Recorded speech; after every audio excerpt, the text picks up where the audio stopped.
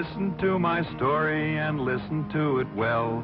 I'll tell you of a great man who served his country well. His name was Daniel Boone, and he wore a coonskin hat, and his clothes were made of buckskin. Now what do you think of that? Dan was born in Pennsylvania in 1734, in colony days before the Revolutionary War. He was famous as a hunter while he was still a boy, and the hours he spent in the forest, they were his greatest joy. Did you hear that? That was Daniel Boone with his long rifle out hunting a bear. Listen.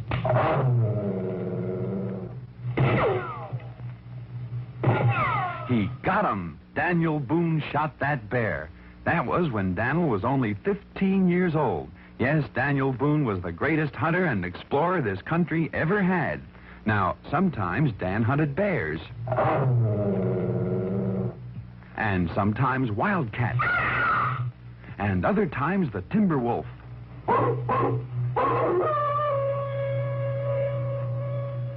Daniel Boone loved to explore, too, and he was one of the first pioneers to see the Blue Ridge Mountains and the bluegrass region of Kentucky.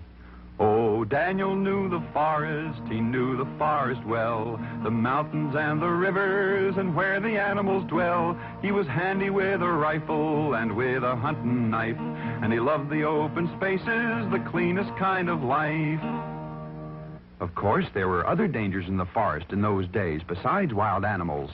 There were Indians, and one day when Daniel was exploring a cut in the mountains where Kentucky, Virginia, and Tennessee meet, an area known as Cumberland Gap, he knew there were Indians ahead, unfriendly Indians. Quickly, Daniel turned around and silently he cut back on his own trail, but the Indians were behind him, too. Dan was surrounded. Dan fought like a wildcat, but the odds were just too great.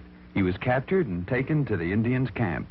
The Indians knew Daniel's reputation, and they tied him to a tree post to prevent his escape.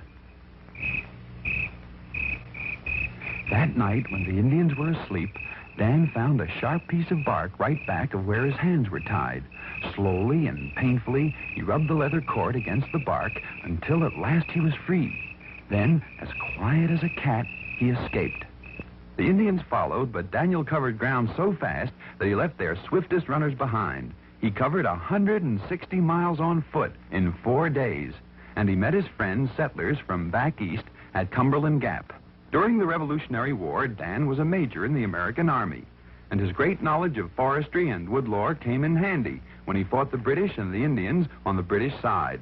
But he was friendly to many Indians because Daniel was a fair man to red men and to white, and he never used his rifle unless he had to fight.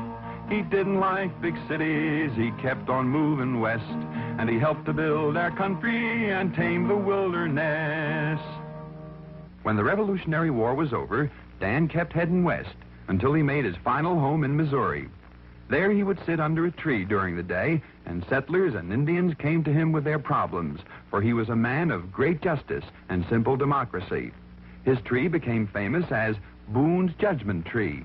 Often Dan sat under it and remembered his old battles and adventures, and he would fondly dream of his hunting days when he hunted the big bear and the savage wildcat and the wild timber wolf.